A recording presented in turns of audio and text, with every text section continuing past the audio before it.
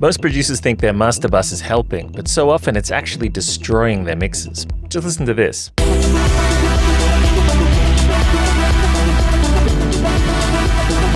Now listen to this.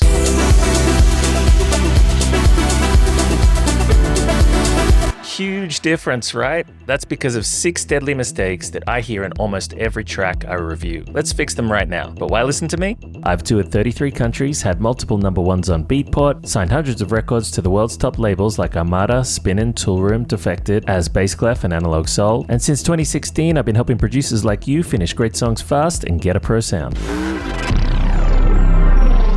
Now, the first and one of the most common mistakes I see is where people try to use their master bus as kind of a fix-all, where they're trying to solve mixing problems on the master bus itself. Things like trying to EQ out harshness, boosting the kick, basically trying to correct for problems that are happening in the mix and trying to fix them on their master bus, rather than actually fixing them in the mix themselves. Let's take a look at what that might sound like, and I'll compare it to the good mix as well.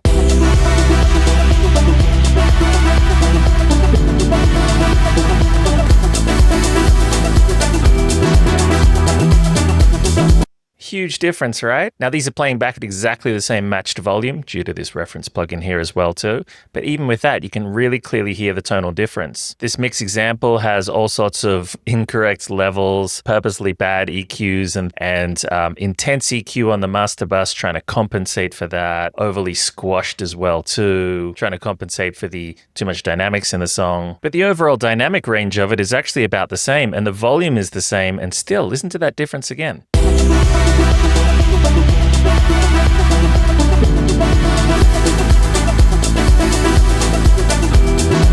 Hear how much more clear and present and powerful and balanced the correct one is. So much more punchy too, less harsh, less muddy, all the things we want in a good mix. So the misconception here is that people have been told to believe that they can fix so much stuff on the master bus and the master bus is going to change everything for you and make your track sound amazing. It's just not true. There's some things you can do on your master bus, but overall it should really be kind of transparent and clean and simple. The magic happens in the mixdown. And the master will only be as good as the mixdown is as well. So make sure to get in and fix everything on the individual channels more so than worrying about it on the master bus. Get it right in the mix first. Your master bus is not a place for band-aid solutions. It's a place to gently elevate a great mix into an even better mix. All right, master bus mistake number 2 is using too many plugins and too much processing, too strong and too much of it as well. So this could be squashing with heavy compression and limiting, pushing your LUFS too high or squeezing your dynamic range too much.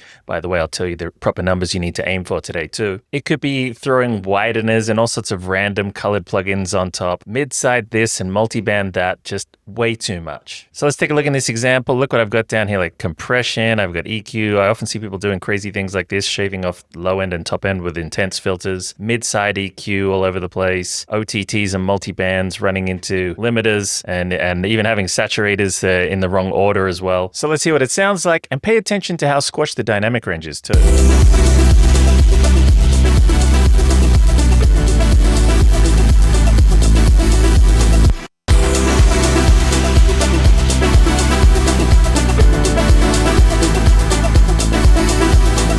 What a difference in clarity, punch, and power, sweetness, all the things we want. That original one is sort of so distorted, squashed, there's no more punch. It's sort of all round and muddy and distant, and in general, just very overcooked. The dynamic range for that before was coming in at close to 4 or 5 as well in the loudness units. That's how squashed it was. Whereas mine's coming in at a much more healthy 8 loudness units of dynamic range. And in terms of volume, that's going to equal, in our case, around about -8 LUFS. And that's a great number for you to aim for as your final volume on your master bus. Whether it's either -8 LUFS in volume or around 8 loudness units of dynamic range. Dynamic range is really just how squashed is your song, basically. Or how punchy is it? Same. And you can measure that right here with these numbers and also with this visual display. Let's do that one more time so you can see the dynamic range again visually on this display.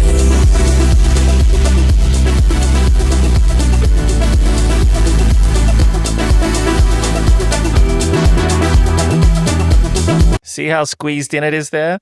This is what I'm talking about, and it's telling me my dynamic range is around about 4 loudness units, and then when we bring it back to the good mix, around about 8. Now, you will occasionally get some genres that do push things a little harder and squeeze their dynamic range more and come out a little louder. Sometimes things like drum and bass and dubstep. They might sometimes even go up to as high as 5 loudness units of dynamic range and -5 LUFS for the volume. Doesn't mean it's always a good idea. Make sure you check that stuff at unity gain and try alternate volumes, say -6, -7, -8, and compare and find the right one for you. Because if you're going to sacrifice mix quality just to be a decibel or 2 louder, it's not worth it. And if you insist you have to be super loud, come and talk to me. I can help you achieve it in a way that doesn't damage your mix so much. All right, mistake number 3 is putting your master bus plugins in the wrong order and using the wrong kind of gain staging. So the first mistake I see here is that over in this left-hand corner, there's a volume level that comes into your master bus plugins, and very often people are clipping this on the way in. It should be green like this. But many people actually don't realize that they're clipping it like this.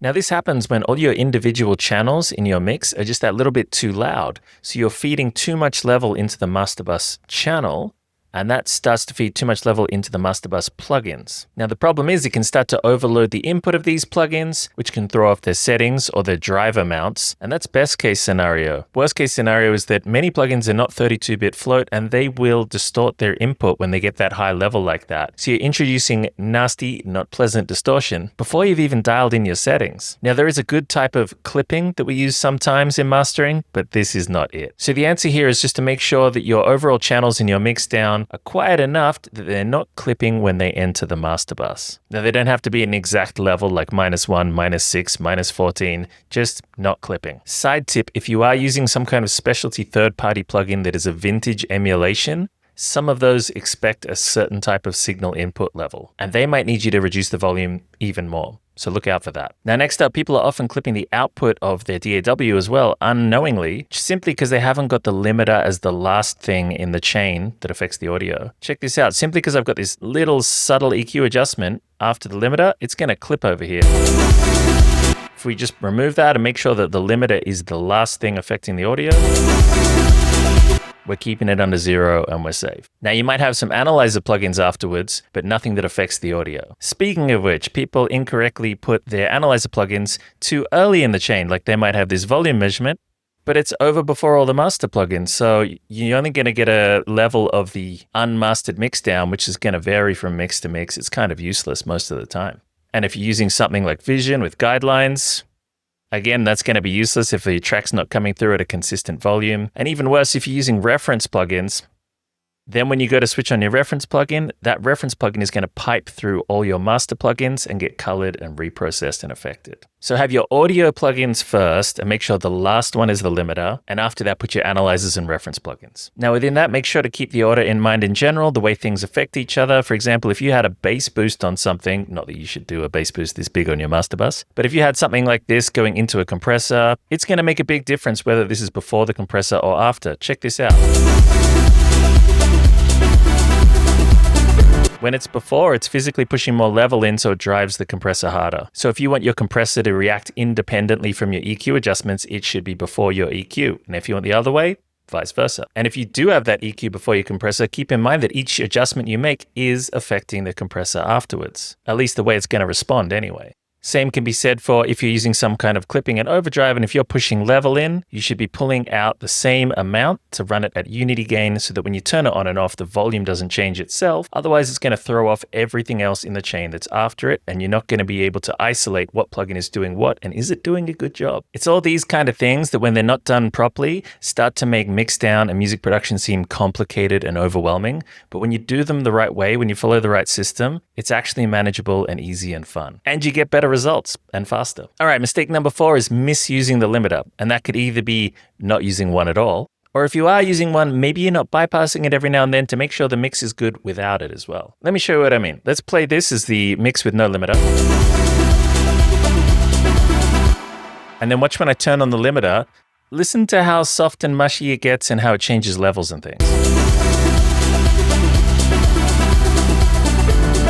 Now that mix didn't sound too bad before, but a few things were lacking a little bit of punch. Maybe some reverbs were a little bit louder than they probably should have been. And as soon as we turn on the limiter later on, suddenly that stuff becomes apparent. When you're working on it at the time, you might not realize that your kick is lacking punch, or that your hi-hat is, or that your reverbs are too loud, or all sorts of things. It's not until we start reducing the overall dynamic range and pushing it into a limiter that these things expose themselves. So this is why you want to be working into a limiter right from the beginning, so you're not getting any nasty surprises. So the adjustments that you make on your individual channels, you're hearing the result of them running through that limiter in real time. It's a preview into what your final mix and master is going to sound like. Otherwise, it's just like an awful mystery surprise. Why try and guess what it's going to be like when you can just check it in real time and compensate for it? So let's hear that again with all those limiter things on that are taking away the punch and messing with our volumes, and compare it to the good mix so it's really apparent.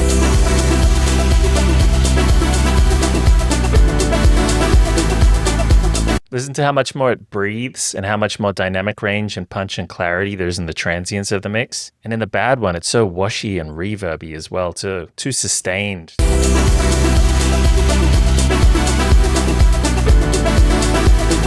Now, maybe you've been told, though, that you should never mix into a limiter as you're doing your mixing because it can change things and you might make mistakes. Yeah, in some senses that's true, but if there's a really easy workaround, you just check your mix with the limiter turned off every now and then. You set it at unity gain so that when you turn it on and off, the volume doesn't change and you just hear the overall tonal balance and mix of your mixdown. And what you want to look for is that there's no dramatic change. The volume balance shouldn't have a big change, neither the EQ or anything really. It should just be hopefully as transparent as possible. It's helping you get your mix loud up, but still sounding just as good. Maybe it gives a tiny bit of beneficial touch of glue, but it should be kind of subtle really. All the magic, like I said, should be done in the mix. Now, occasionally, though, many people forget to do this, and this is the second part of my number 4 mistake, and they might be mixing away into their limiter, never checking it, never turning it on and off, and their volume balance could get really messed up. Let me show you an example of where it sounds not too bad with the limiter on, and then watch what happens when we turn it off.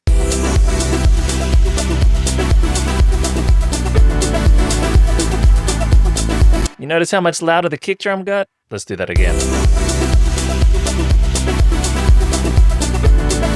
So that limiter is really kind of trying to help control that kick drum. And if you didn't come and double check that, you might miss that and think there's all sorts of other weird things going on in your track. It might be mysterious what's even happening, or you might be EQing things and cutting stuff all over the place when really you just needed to turn down the volume of your kick and make it a sensible balanced level so that what's coming into the limiter is balanced as well as what's coming out of it. And just to show you in a bit more detail, this is what I mean about setting it at unity gain, where I have the limiter, whatever it's pushing here on the input, right now it says 12.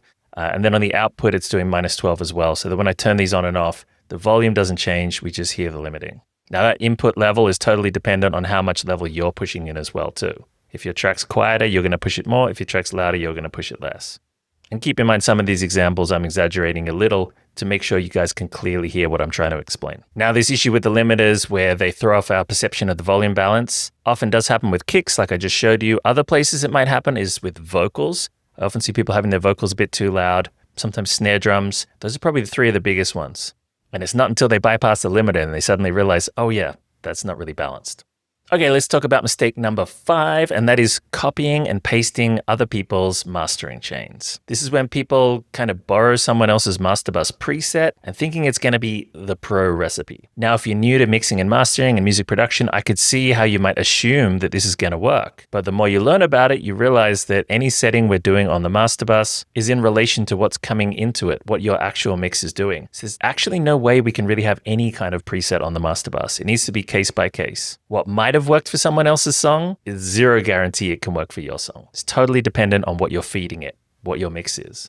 And like we've already talked about, you shouldn't be trying to make drastic changes or improvements on your master bus anyway. It really just should be transparent and natural and simply raising the volume to a commercial level without damaging your mix. So really all you need is a limiter, most of the time anyway. All right, and finally, mistake number 6 is not clicking like and subscribe on this video. Just kidding, but it's not a bad idea. Now, number 6 is flying blind without measurement. It's not using analyzers. It's not measuring what you're actually doing on the master bus. We've been talking about the actual kind of audio plugins people are using, but a lot of people aren't actually even checking what they're getting out of them. Let me show you what I mean. Things like 2 of my favorite analyzers. Well, one of them is a reference plugin here on the left. I've got a whole video about these as well. This helps me reference against other well-mixed tracks. This one on the right gives me some rough guidelines of what to aim for in certain genres. Gives me also a spectrogram for me to double check my low end and the relationship between my kick and my bass line. By the way, if you want to download any of my presets that I make for my analyzers, like that one and for Uline loudness meter and a bunch more, I'll put a link down below where you can download all my mixdown and mastering analyzer presets for free. So yeah, like I said, this one's free as well. This is Uline loudness meter, and this one's great for checking your volume and your dynamic range. And maybe finally this one, this is also a free plugin. This is from Voxengo called Corello meter, and this helps me check the correlation stereo phase of my mix at different frequencies. This one works best used on individual sounds one at a time. So these measurement tools exist and they make mixing and mastering so much easier and more accurate and more consistent, you'd be crazy not to use them. Otherwise, you're just kind of guessing going, oh, it sounds loud enough, or it seems wide enough or not too wide, or yeah, the balance seems good. And I'm sure you've played it in your car or somewhere else later and been like, why does it sound strange? All of those tools and the way we use them is part of a bigger system that helps us have consistency in our mixes and reproduce results time after time. Now, if you want to go deeper into all of this, not just fixing the master bus, but building a mixdown that's solid from the ground up, well, that's exactly what I teach inside my advanced mixdown course, Pro Sound Secrets. Now, it's opening again soon with limited spots so I can work closely with each producer. If you want to make sure you don't miss out on that, join the waitlist at bassclef.com/PSS. I'll put a link down below too. And of course, if you're looking for mentoring or my other courses like Road to Mainstage, you'll find all of that on the website as well. But for advanced mixdowns and pro sonics, Pro Sound Secrets is where you want to be. But for now, if you want to see some more quick tips on how to take your mixes to the next level, well, muddiness is one of the #1 things that hurts your professional sound. And I've got a video that breaks down exactly why your mix sounds muddy and the specific steps you need to fix it. Check it out up here.